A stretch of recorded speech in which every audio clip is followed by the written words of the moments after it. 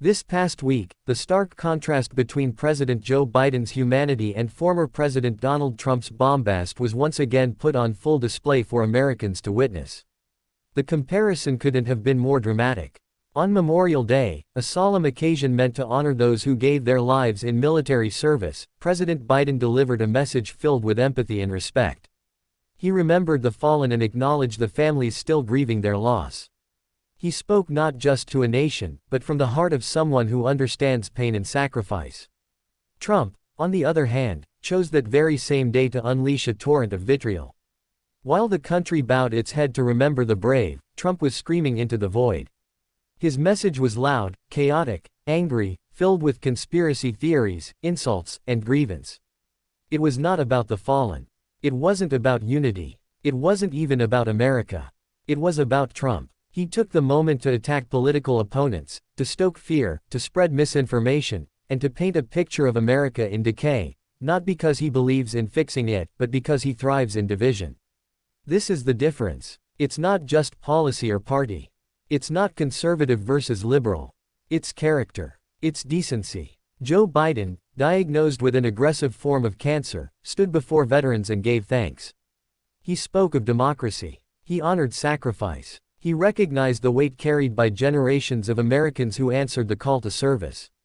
Donald Trump, in his usual fashion, couldn't even offer sympathy. Instead, he belittled Biden, mocked his illness, and claimed victimhood for himself. His Oval Office remarks weren't about leadership or unity, they were a testament to his own ego. And this is what voters must continue to see. One man is grounded in a sense of service and compassion. The other, in bitterness and vengeance. One speaks to heal, the other, to divide. Biden's words on May 30th reminded Americans why leadership matters. Every generation, he said, has to fight to maintain that democracy. Every time, every generation. Because of them, our government is still of the people, by the people and for the people. It was a call to remember not just the sacrifice of soldiers, but the responsibility of every citizen. Trump, on that same day, rambled through false claims, calling Biden, not smart, vicious, and someone who hurt a lot of people. He warned Americans not to feel sorry for a man battling cancer, not because he had facts to back it up, but because cruelty is his brand.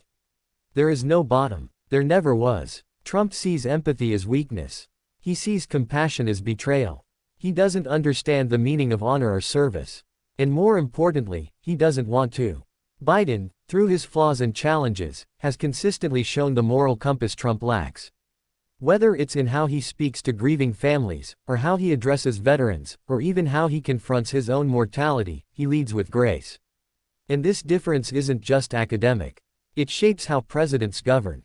It shapes how they respond to crises, how they treat the marginalized, how they engage with the world, and how they guide the nation's soul. Trump wants America to be angry, always. To be suspicious. To believe the country is failing unless he alone is in charge. Biden wants America to remember who we are, and what we've fought for. Peace, possibility, progress. So as we reflect on this week, and the words of both men, we must recognize the crossroads before us. Do we choose decency or division? Do we choose empathy or egotism? Do we honor the fallen by standing for the ideals they fought for, or do we dishonor them by turning Memorial Day into a platform for rage? The answer should be clear. Because leadership isn't measured in volume. It's measured in values. And values, real, enduring, moral values, don't come from shouting. They come from showing up. From listening. From lifting others up instead of tearing them down. Joe Biden's character may not always make headlines, but it is steady. It is consistent. And in times like these, it is exactly what America needs. Donald Trump's legacy, by contrast, will always be one of noise over substance, of chaos over character. But character endures. And in the hearts of Americans who believe in compassion, decency, and democracy, it still shines bright.